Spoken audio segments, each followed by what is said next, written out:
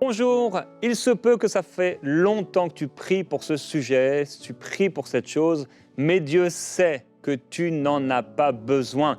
Aujourd'hui, je voudrais partager avec vous sur ce thème. Parfois, nous prions pour des choses, nous pensons en avoir besoin, mais Dieu sait qu'en fait, on n'en a pas besoin. Soit on n'en aura jamais besoin, soit on n'en a pas besoin pour cette saison, parce que parfois, on doit apprendre des choses pendant cette saison, on doit compter sur Dieu et on doit trouver nos fondations ailleurs que dans cet objet ou que dans cette demande, dans cet exaucement qu'on attend de la part du Seigneur. Alors, tu penses en avoir besoin, mais Dieu sait que non. Vous connaissez ce proverbe un peu particulier, Proverbe chapitre 30, qui nous dit « la sangsue ». Vous savez, une sangsue, c'est ce truc-là qui se colle à ta peau et c'est impossible à enlever. La sangsue a 2 filles, donne, donne. C'est les 2 filles de la sangsue. La sangsue, il est impossible de l'arracher dans le lever. En tout cas, c'est très difficile. Ce n'est pas impossible, mais très difficile. Et en fait, ces 2 enfants, c'est donne, donne. Il y a des personnes comme ça, ils sont constamment en train de demander « Seigneur, donne, Seigneur, donne, Seigneur, donne, Seigneur, donne ». Si on résume toute leur vie de prière, ça tient en une phrase « Seigneur, donne ». Et la suite du verset « 3 choses sont insatiables, 4 ne disent jamais assez ». Alors, parfois, les gens sont remplis de convoitises, même les enfants de Dieu. Et en fait, c'est jamais assez. Alors ils demandent à Dieu, ils demandent à Dieu, et ils demandent à Dieu. Parfois, ils supplient Dieu. « Seigneur, donne-moi cette chose, s'il te plaît. Seigneur, donne-moi encore cette chose. » Et ils deviennent comme des enfants pourris gâtés. Et Dieu sait pourtant qu'ils n'ont pas besoin de ces choses. Alors, cette émission et ce sujet ça va avec surtout l'émission dont on a parlé ensemble lundi. Et je crois que le Saint-Esprit voulait appuyer sur ce point aujourd'hui avec nous.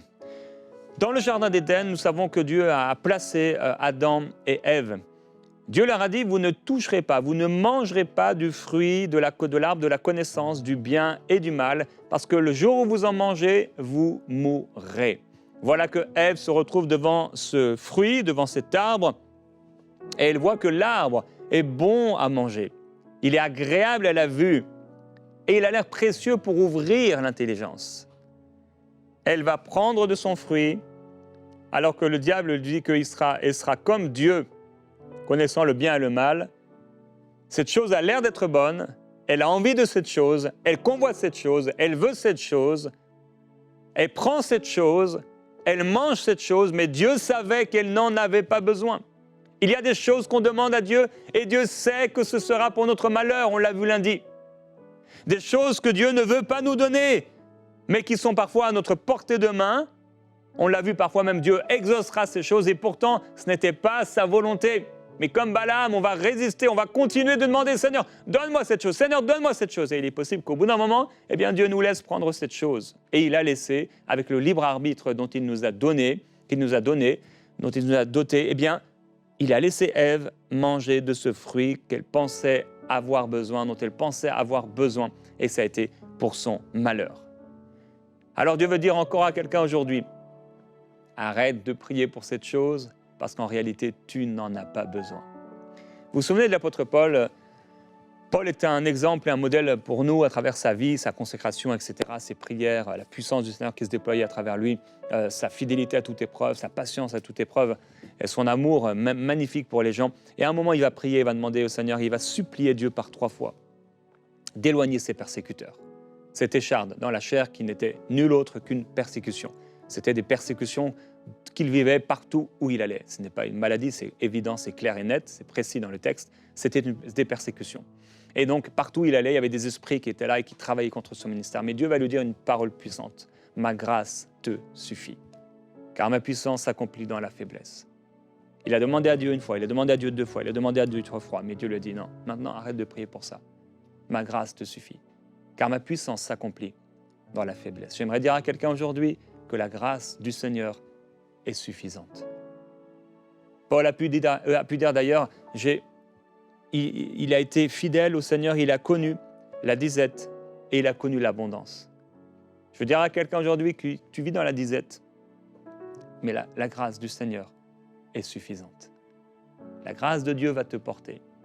Dieu va pourvoir à tes besoins, il va te faire du bien. Mais il y a parfois des temps, des saisons par lesquelles nous devons passer. Il y a des déserts par lesquels nous devons passer. Et ce n'est pas le moment dans ce désert de rencontrer une île paradisiaque avec une femme magnifique si tu es célibataire.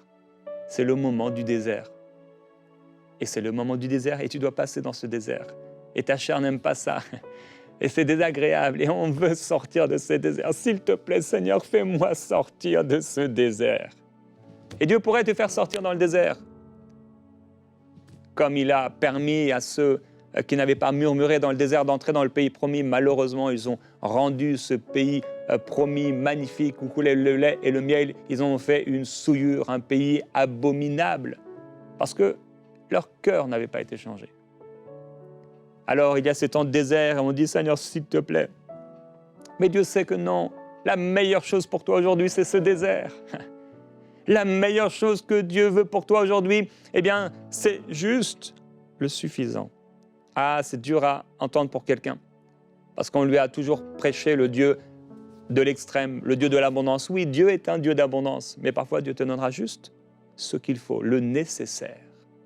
Le nécessaire. Et c'est un temps de désert où devient épurer ton cœur.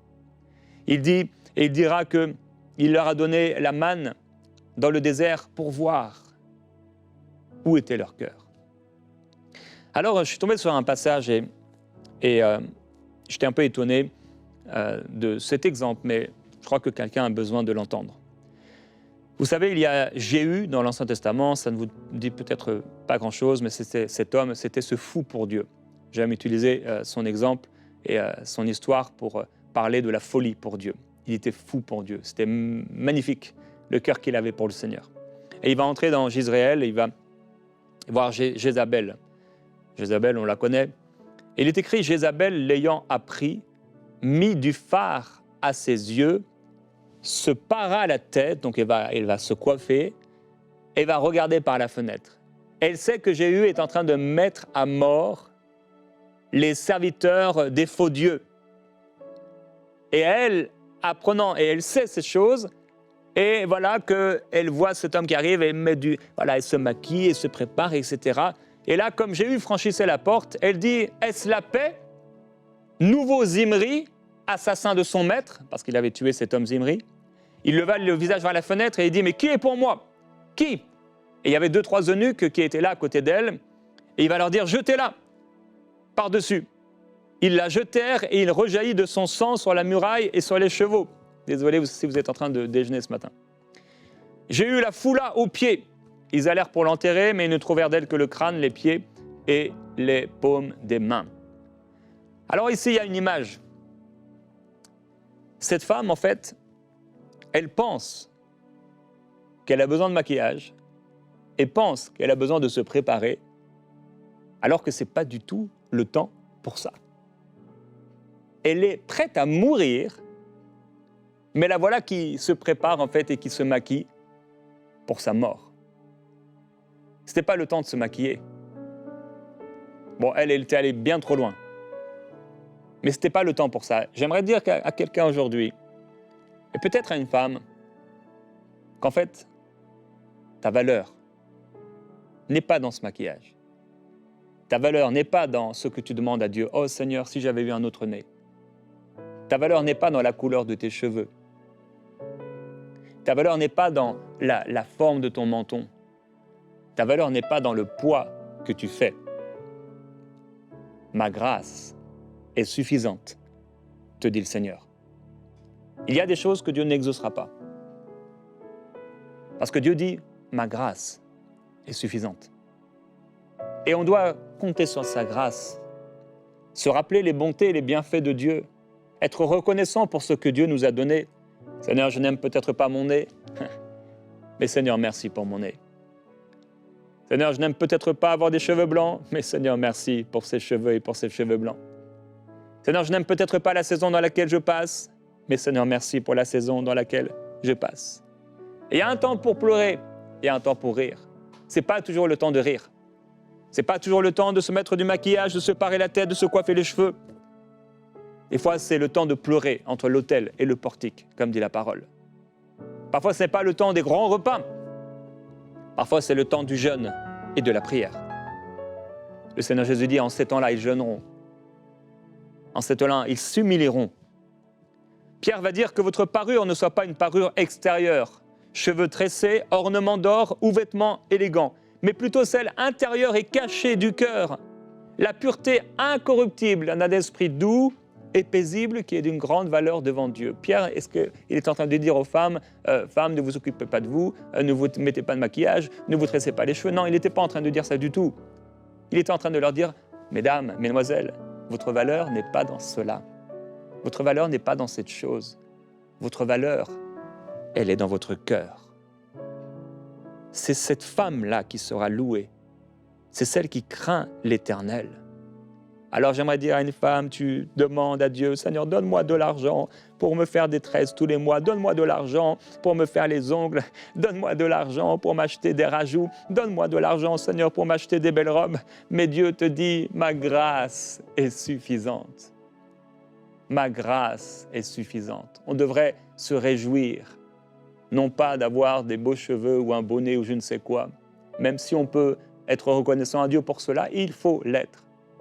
Mais parce que notre nom est inscrit dans le livre de vie. Ne nous trompons pas de combat.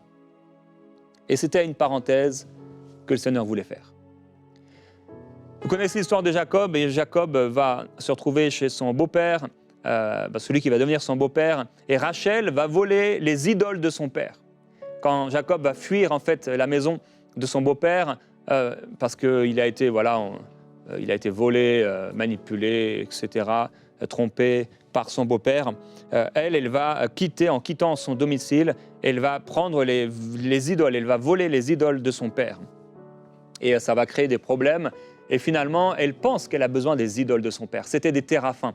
À l'époque, on utilisait cela pour faire des prières, parfois des incantations. Alors, il y avait les téraphins qu'on utilisait dans le service de Dieu, mais il y avait aussi les téraphins, les idoles, qui étaient des idoles d'autres dieux. Et là, c'était des idoles qui étaient utilisées pour des dieux étrangers. Et elle pense en avoir besoin. Et vous savez, Dieu m'a donné une image, et c'est pour quelqu'un aujourd'hui, tu es une femme, et en fait, depuis longtemps, tu n'as plus l'âge pour cela, mais tu dors avec un doudou. Et depuis longtemps, tu dors avec ça. Mais le Seigneur te dit, tu n'en as plus besoin. Tu n'en as pas besoin. Et maintenant, il y a une délivrance dans la vie de quelqu'un, de cette femme, au nom du Seigneur Jésus-Christ, parce que tu as cette chose, depuis que tu as été abusé, le Seigneur dit maintenant, dans le nom du Seigneur, je suis ton protecteur, c'est moi qui te délivre, c'est moi qui te libère, c'est moi qui a les yeux sur toi, tu es précieuse à mes yeux, et je te délivre maintenant, de la tête aux pieds, sois libéré par la puissance du Seigneur, maintenant, au nom du Seigneur Jésus-Christ. Et je coupe ce lien, et je brise cette chaîne par la puissance du Seigneur, maintenant dans ta vie, tu n'en as plus besoin. Elle pensait avoir besoin de ces téraphins. Elle pensait avoir besoin de ces idoles. Il y a quelqu'un qui pense avoir besoin de cette médaille. Il y a quelqu'un qui pense avoir besoin de se faire à cheval sur sa voiture. Il y a quelqu'un qui pense avoir besoin de ce médaillon. Il y a quelqu'un qui pense avoir besoin de cette statue à la maison. Il y a quelqu'un qui pense avoir besoin de ce livre, de cette chose qu'elle porte dans son portefeuille tous les jours avec elle. Mais Dieu dit, tu n'en as pas besoin. Et un peu plus tard, Dieu va leur dire, ôtez les dieux étrangers qui sont au milieu de vous. Et Jacob va leur faire cette demande, ôtez les dieux étrangers qui sont au milieu de vous, purifiez-vous et changez de vêtements. Et quand ils vont commencer à jeter ces téraphins, justement, quand ils vont commencer à jeter ces faux dieux, ces choses dans lesquelles ils se confiaient, il est écrit, ensuite ils partirent, Genèse 35. La terreur de Dieu se répandit sur les villes qui les entouraient, et on ne poursuivit pas les fils de Jacob. Voyez-vous, eux, ils avaient mis leur confiance dans des dieux étrangers, ils avaient mis leur confiance dans des objets, dans des pratiques.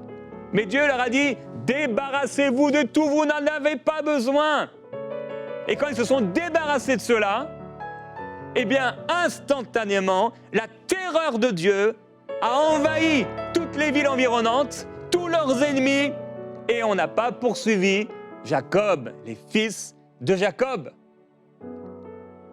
L'autorité divine s'est installée quand on s'est débarrassé des autorités, des dominations, des choses qui n'avaient rien à voir avec le royaume de Dieu et qui pouvaient peut-être leur ressembler. Mais Dieu dit, tu n'as pas besoin de ces choses-là. Dieu veut dire à quelqu'un, tu n'as pas besoin de faire cette chose avant de dormir. À quelqu'un, tu penses avoir besoin de cette chose et tu fais cette chose avant de dormir, tout le temps, tous les soirs. C'est la même chose. Quelqu'un sait très régulièrement, tu fais cela dans le secret de ton lit, avant de t'endormir. Mais Dieu dit maintenant, tu n'en as plus besoin. Tu n'en as plus besoin. Je te guéris, dit le Seigneur, et je te libère. Reçois cette délivrance. Mon frère, ma sœur, reçois cette guérison. Quelqu'un qui pense avoir besoin de cet objet, tu le gardes à la maison et tu dis, moi je mourrai avec cet objet. On le mettra dans mon cercueil, cet objet. Tu n'en as pas besoin. C'est une idole, c'est devenu une idole. C'est là dans ta maison. Ça ressemble peut-être à Dieu, mais ça n'a rien à voir avec Dieu. Ce veau d'or, ils ont dit, oh, voici l'Éternel qui nous a fait sortir d'Égypte. Pour eux, c'était la meilleure présentation de ce qu'ils faisaient de Dieu, mais ça n'avait rien à voir avec Dieu. La créature n'a rien à voir avec le Créateur. Le diable n'a rien à voir avec Dieu. Il peut se faire passer pour un ange de lumière. Il n'en est pas un. Il en a été un jour, il a perdu toute dignité, toute beauté, tout éclat, toute gloire. C'est terminé. Aucune ressemblance. Aucune ressemblance. Quelqu'un doit abandonner cette relation. Parce que tu penses avoir besoin de cette personne. Mais cette relation, elle est trop liée. Et ça n'amène rien de bon. Et Dieu dit, tu n'en as pas besoin. Vous savez, je connais une femme de Dieu. Et elle avait commencé à prier pour avoir un enfant. Une servante de Dieu qui voyage beaucoup pour le ministère. Et Dieu lui a dit, c'est son témoignage, je peux te donner ces enfants, mais ce n'est pas ma volonté parfaite. Alors c'est un témoignage particulier à cette personne. Mais Dieu lui dit, si tu veux, je te le donnerai. Mais ce n'est pas ma volonté parfaite. Alors elle a fait le choix d'accepter. Et elle sert le Seigneur de tout son cœur et de toutes ses forces. Et je me dis, mais si elle avait eu un enfant ou des enfants, c'est évident. Elle n'aurait pas pu vivre de cette façon-là. Alors je ne dis pas que tous ceux qui veulent vivre pour Dieu n'auront pas d'enfants. Les enfants sont des bénédictions, mais je dis qu'il y a des grâces différentes et qu'il y a des appels différents. Et Dieu peut dire à quelqu'un, toi c'est cela, et toi c'est cela. Et des choses complètement différentes. Et il nous faut accomplir la volonté de Dieu. Dieu veut dire à quelqu'un, ce porte-bonheur, tu n'en as pas besoin. Débarrasse-toi-en. Oh, mais c'est pas si grave. C'est juste une photo, c'est juste une petite statuette, c'est juste un petit médaillon. Non, mais c'est une idole dans ta vie. Alors, je veux prier. Et avant de prier, je veux partager ce témoignage de Taziana de France. Elle dit, bonjour pasteur Jérémy, je voudrais vous partager un témoignage de l'émission Prière inspirée avec comme invité le pasteur Moussa Touré. J'ai 40 ans, je suis mauricienne, j'habite en région parisienne depuis 20 ans. J'ai accepté Jésus en 2018, suivi d'une longue délivrance et conversion, toujours en cours. À cause de mes liens, de mes ancêtres et de mes péchés, j'ai toujours eu besoin de délivrance. Malgré ma conversion, je continuais à lutter contre la cigarette. J'aimais beaucoup ce péché. Je l'ai confessé à Jésus. Malgré tous mes efforts, je ne pouvais pas m'arrêter. J'ai de gros problèmes financiers. En août dernier, en écoutant l'émission Prière inspirée avec le pasteur Moussa Touré sur les finances, j'avais acheté un paquet de cigarettes le matin. Pendant que le pasteur Moussa priait, j'ai entendu une voix qui me disait que la cigarette était une des causes de mes problèmes financiers. Quelque chose m'a poussé à plonger le paquet de cigarettes dans l'évier rempli d'eau. Et depuis août, je suis délivré de la cigarette. Une fois, j'ai été tenté au travail, mais en mettant la cigarette dans ma bouche, je n'ai rien ressenti. Parfois, ça me traverse l'esprit, mais je n'en ai pas envie. Je l'ai remplacé par Jésus. Je fumais depuis l'âge de 14 ans jusqu'à mes 40 ans. Je suis sur le chemin du baptême le 25 février, donc elle a été baptisée dernièrement. Merci au Seigneur. Voilà, et j'aime ce témoignage. Elle dit, voilà, j'avais besoin de cette cigarette, j'aimais cette cigarette, j'aimais ce péché, mais je l'ai remplacé par Jésus, je n'en ai plus besoin. C'est exactement ce que le Seigneur veut dire à quelqu'un aujourd'hui. Cette chose-là, tu n'en as plus besoin. Cette cigarette, tu penses devoir la fumer, mais tu n'en as pas besoin. Tu es stressé, il y a des choses, du travail, etc. Tu penses avoir besoin de cela, tu n'en as pas besoin. Il y a des personnes qui font du yoga, elles n'en ont pas besoin. Personne qui fume de la cigarette, elle n'en a pas besoin. Tu t'enivres pour soi-disant calmer tes soucis, etc. Tu n'en as pas besoin. Tu regardes ces séries, etc., parce que ça vient combler tes émotions. Tu restes des heures et des heures sur les réseaux sociaux en regardant des vidéos. Tu n'en as pas besoin. La grâce du Seigneur est suffisante. Tu n'en as pas besoin. Alors on veut prier ensemble aujourd'hui et dire au Seigneur, tu es celui qui comble tous mes besoins. Tu es celui qui comble mon cœur. Et Seigneur, je veux te remercier aujourd'hui parce que tu nous parles et avec clarté. Et dans le cœur de plusieurs personnes, tu viens exactement à l'endroit précis du problème. Tu viens exactement à l'endroit précis de la convoitise. Tu viens exactement à l'endroit précis du combat pour révéler, mettre à la lumière ce qui est caché dans les cœurs. Et Père, je veux te glorifier et te remercier parce que tu es le grand libérateur. Tu es le « Je suis ». Tu t'appelles « Je suis ». Tu es le grand « Je suis ». En toi, il y a la vie. En toi, il y a tout. En toi, nous avons tout pleinement. Tu n'as pas changé, Seigneur. Tu es le même hier, aujourd'hui et pour toujours. Tu es « Je suis ». Celui qui est, celui qui a été et celui qui sera. Seigneur, nous te glorifions et nous t'adorons. Nous n'avons besoin de rien d'autre que toi. Et nous voulons dire, comme tes serviteurs ont pu le proclamer, si nous avons la nourriture et le vêtement, cela nous suffira. Seigneur, nous voulons que notre joie soit complète en toi. Nous voulons continuer à t'aimer et à être heureux et à jouir de la vie, Seigneur, même dans le désert. Nous voulons que tous nos appuis et nos fondements soient sur toi et en toi. Que tout soit pour toi, que tout te glorifie, que tout puisse t'élever dans nos vies, dans nos cœurs, que tout soit pour toi. Seigneur, nous t'adorons et nous te glorifions. Nous te célébrons et nous déclarons, nous te servirons. Je te servirai, Seigneur, et je m'appuierai sur ta grâce. Oui, je veux croire et déclarer que ta grâce est suffisante. Ta grâce me suffit, ta main me suffit, la main de Dieu dans ma vie, je le déclare, proclame-le avec moi, mon frère, ma soeur, la main de Dieu suffit dans ma vie, la main du Seigneur est avec moi, le Seigneur est avec moi, je ne manquerai de rien, il est bon, il me fait entrer dans de verts pâturages, je déclare que je suis béni par le Seigneur et que la grâce de Dieu me suffit. Je n'ai pas besoin de ce que l'homme cherche. Je n'ai pas besoin de ce que les païens recherchent continuellement. Je n'ai pas besoin de m'inquiéter concernant les choses de la vie. Car mon Dieu et la grâce de mon Dieu sont suffisantes. Dieu est suffisant pour moi. Oh Seigneur, merci pour ta grâce. Elle est suffisante pour mes émotions. Plus besoin de ces doudous. Plus besoin de ces choses. Plus besoin de ces pratiques de péché pour m'endormir, pour trouver la paix, pour trouver le calme et la sécurité. Oh, Christ seul me suffit. Christ seul me suffit. La grâce de Dieu est suffisante. Oh Seigneur, tu me suffis. Merveilleux Jésus-Christ. Oh, il n'y a que toi, que toutes les autres choses disparaissent.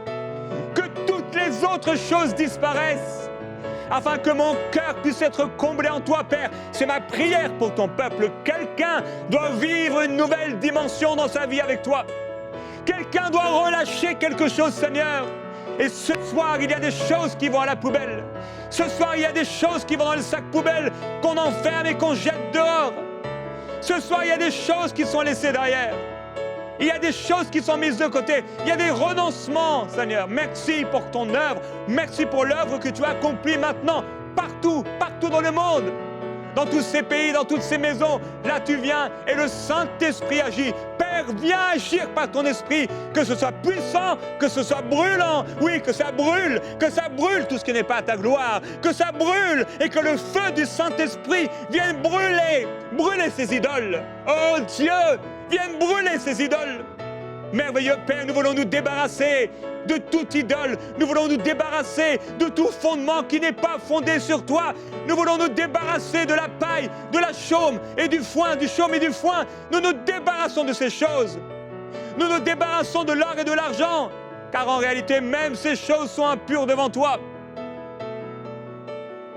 Mais nous voulons bâtir sur Christ, non pas sur l'or et l'argent, non pas sur le fer et l'argile, non pas sur le chaume et le foin. Nous voulons bâtir sur Christ. Une œuvre, une vie bâtie sur l'or et l'argent est souillée. Une œuvre bâtie sur le chaume et le foin est souillée. L'or ne nous suffira pas. Nous voulons bâtir sur toi. Père, je te glorifie. J'ai bâti ma vie par ta grâce sur Christ. Ma vie est bâtie sur Christ. Ma vie est bâtie sur toi, Seigneur. Oh, quelle grâce, quel privilège que ma vie soit bâtie sur toi. Ma vie est bâtie sur toi. Merveilleux et glorieux Jésus-Christ. Je n'ai pas besoin de ces choses. Je n'ai pas besoin de ces choses. J'ai tout pleinement en toi. Oh, gracibelia mai brocorobeia. Il est brisoko le balie belia mai. Il y a quelqu'un qui va voir les psychologues. Il y a quelqu'un qui va voir le médecin. Et merci au Seigneur pour ces personnes qui parfois même servent Dieu à travers leur métier. Mais le Seigneur dit, tu n'en as plus besoin. Reçois ta délivrance. Reçois ta libération maintenant, au nom de Jésus-Christ. Tu n'en as plus besoin. Il y a quelqu'un dont le Seigneur dit maintenant, plus besoin de ces choses. Il y a quelqu'un qui n'a plus besoin de cela. Tu prends cette médication, mais Dieu dit maintenant, tu n'en as plus besoin. C'est fini. C'est fini. Et tu vois dans ton être même un changement maintenant, dans le nom du Seigneur Jésus-Christ. Maintenant même. Père, je te glorifie, je te loue et je t'adore, je te remercie de ce que tu fais maintenant. Et je déclare, Seigneur, pour cette femme avec le doudou, la délivrance et la libération. Et pour toutes ces personnes, Seigneur, où il y a eu des oppressions spirituelles, il y a des esprits qui sont venus dans leur vie par des pratiques, par des objets. Et je déclare maintenant leur délivrance. Alors que mon frère, ma soeur, tu es en train de t'approcher de Dieu et tu es en train de renoncer à ces choses. Il y a des personnes maintenant même, tu as déjà été prendre ces choses et les mettre à la poubelle dans ta cuisine. Continuez. Prenez, ne vous dites pas c'est demain matin quand je vais me réveiller ou c'est plus tard dans la soirée quand je vais rentrer du travail. Prends-le maintenant dans ta maison, c'est là. Prends-le maintenant même, fais-le. Mon frère, ma soeur, fais-le. Va chercher et jette ça à la poubelle. Père, je te glorifie pour la délivrance maintenant. Maintenant qui est opéré. Oh, il y a une personne, tu es en train d'aller et là il se passe des choses, des choses qui se passent et c'est la délivrance. Ne t'inquiète pas. La puissance du Seigneur est sur plusieurs personnes pour les libérer maintenant. Ceux qui se repentent sont libérés maintenant dans le nom du Seigneur Jésus-Christ. C'est délivré par la puissance de Dieu. Car tu n'as pas besoin de ces choses. Oh, tu n'as pas besoin de ces choses. Il y avait 400 prophètes de Baal. Il y avait 400 autres faux prophètes. Oh, mais ils n'ont rien produit. Le feu n'est pas tombé. Des incisions, le sang a coulé. Mais rien. Leur Dieu s'est tu. Mais Seigneur, toi, tu ne te tais pas. Toi, tu as une bouche et tu parles. Tu as des yeux et tu vois, des oreilles et tu entends. Un corps, Seigneur, et tu agis. Nous te glorifions, Seigneur.